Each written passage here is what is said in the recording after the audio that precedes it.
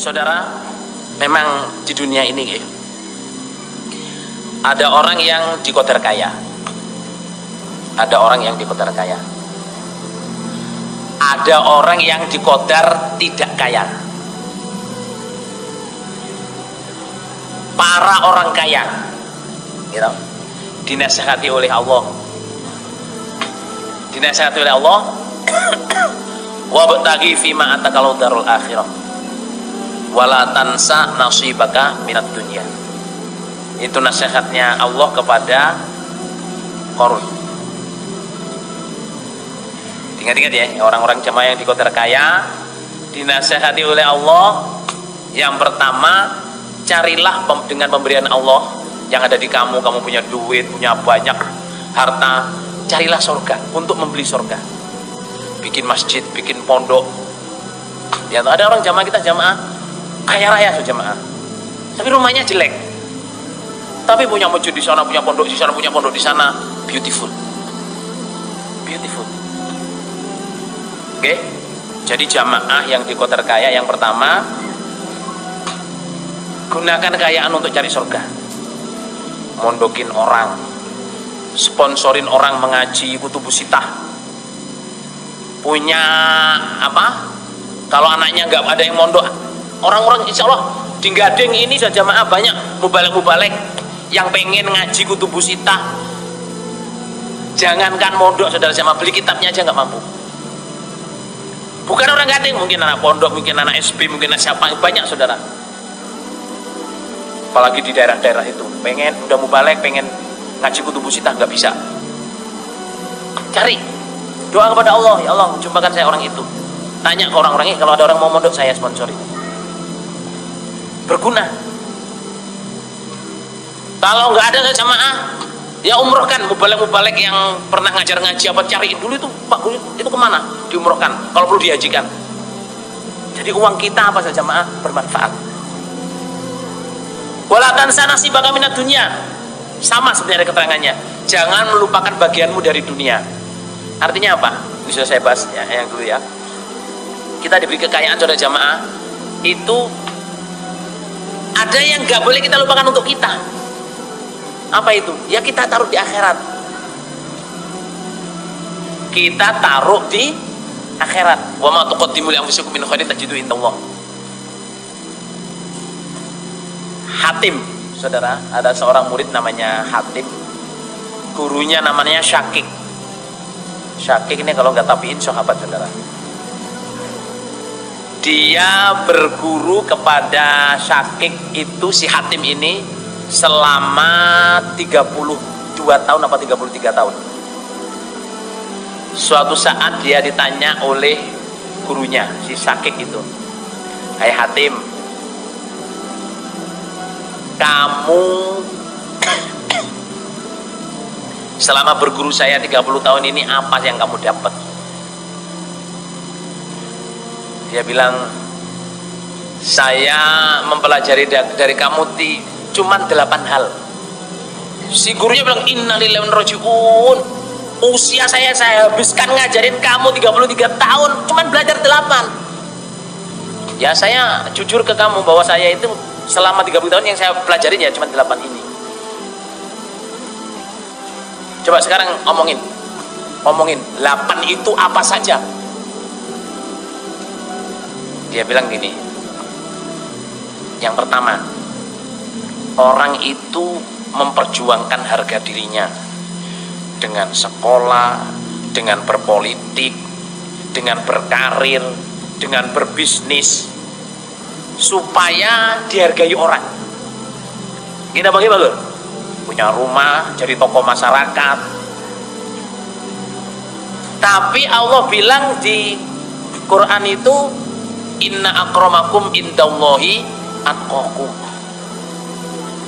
Orang tuh berebut supaya dimuliakan, rebutan jadi lurah, rebutan jadi camat, rebutan jadi bupati, ngoten lho nggih. Rebutan jadi gubernur, rebutan jadi orang pangkat, apalah rebutan, apa rebutan bisnis. Pak bisnisnya paling lancar di situ. Ujung-ujungnya penghormatan. Tapi ternyata yang paling mulia di sisi Allah itu bukan orang itu. Yang paling mulia di sisi Allah adalah orang yang takwa. Makanya saya usaha menjadi orang takwa selama 33 tahun ini. Yang kedua, orang itu saling mengiri dengan keberhasilan orang lain. Sampai kerja itu disaingin ini, kerja itu disaingin ini, semua. Lah saya lihat di Quran itu ternyata nahnu qasamna bainahum ma'isyatahum. Saya membagi di Allah berfirman di Quran itu, saya membagi di antara mereka kehidupan mereka. Kehidupan saya ini sudah dibagi oleh Allah. Jadi ya saya terima, saya syukurin apa yang saya kerjain ini, nggak usah pengen ini, pengen itu, pengen itu.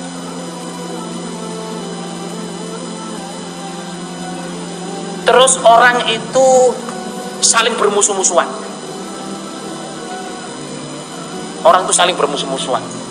Ini menusuk ini menusuk itu, terus jamaah musuhin jamaahnya, jamaah musuhin imamnya, imamnya musuhin jamaahnya, pengurus musuhin pengurus, tonggo musuhin tetangga, sesama bisnis musuh-musuhan.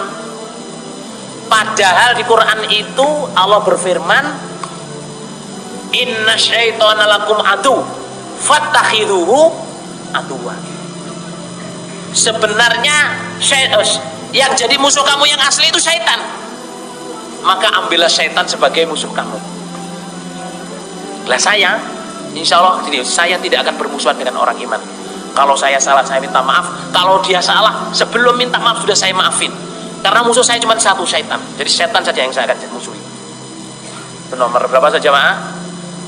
Nomor 3. Orang itu usaha nabung. Gimana Bang Ibalur? Nabung duit, nabung emas, nabung tanah. Ada nggak yang nabung tanah, saudara? Beli tanah murah, nunggu rejone zaman dijual, Pak Lur. Ada yang nabung kudung, ya toh. Beli kudung banyak-banyak, setelah lama nggak payu, saudara. Ya. Nabung, banyak yang nabung. Dia bilang, banyak cerita dia, banyak orang itu nabung, dipikir itu punyanya.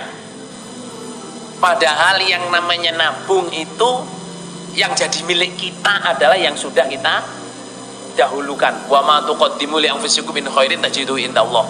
Makanya kalau saya dapat berharga, emas, duit, apa saja, langsung saya sabilahkan, langsung saya sedekahkan. Soalnya kalau sudah di sana nggak ada yang nyuri. Tapi kalau saya simpen, saya harus zakat.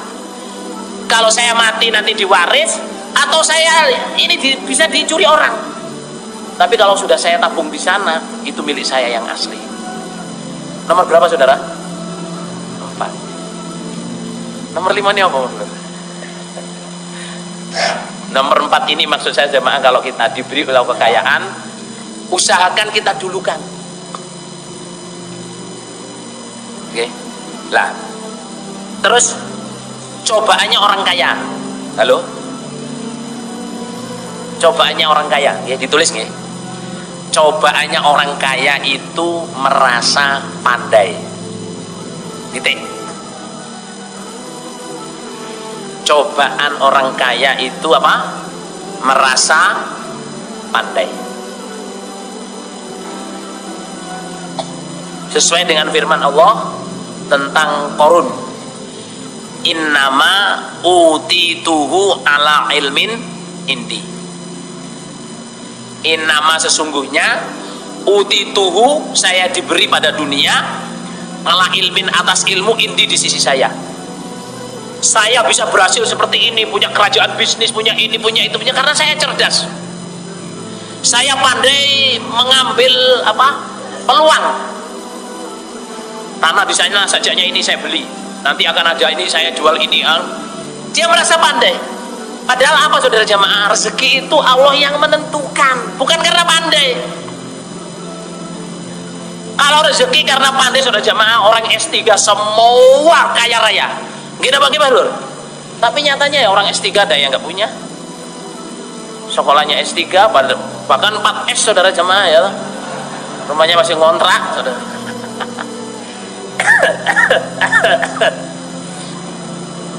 Artinya gini loh. Kalau kita kaya, syukur. Be humble.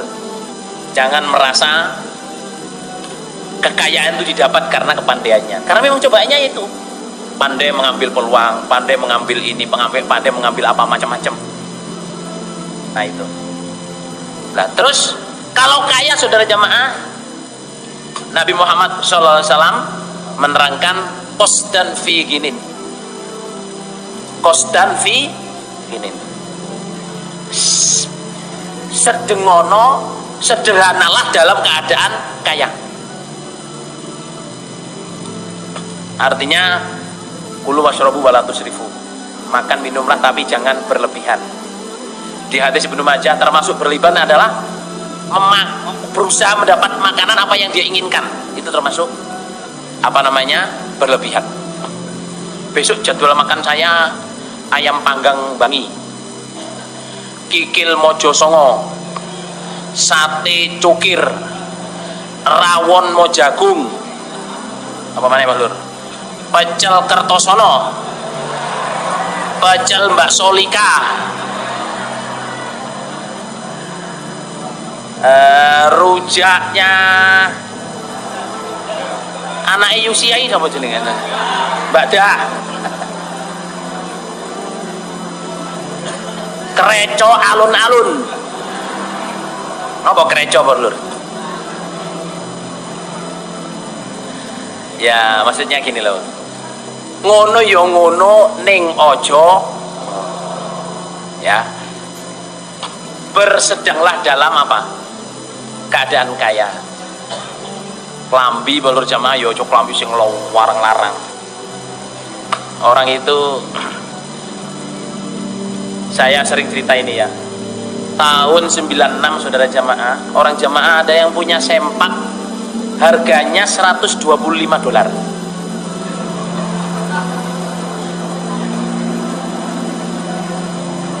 Sempak celana dalam laki-laki saudara jamaah, $125 itu sempak satu, 1.250.000. Terus aku ngomong iki sempak apa ya iso mijeti, apa iso ngerai keri-keri iso.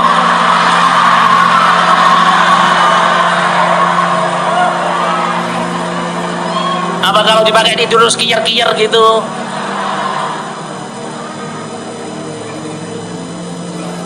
Itu israf saudara. Celana dalam kok 1.250.000 itu celana dalam opo kok. Masya Allah. 96 saudara, 96. Jadi ada jemaah ini yang memang anu lur, kelambine wis kudu trendy kabeh. Bajunya, baju satu potong itu ya juta saudara. Jasnya juta-juta. Satu setel 25 juta, 50 juta. Terus apa ya nek digawe terus ngono ya ngono ning aja ngono terus lho. Bisa dipahami enggak ya jemaah?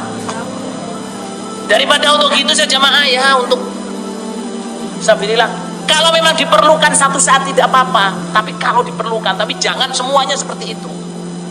Sampai ada orang kaya pakai jam tangan 10 ribuan palsu, model Rolex palsu saudara jemaah. Kalau yang pakai orang kaya ya percaya wong, oh iki Rolex temenan bolor ya. Nggih napa nggih? Tapi nek wong bolor desa ireng Bekasa bolor pakai Rolex asli, iku gak percaya wong, palsu paling ngomong.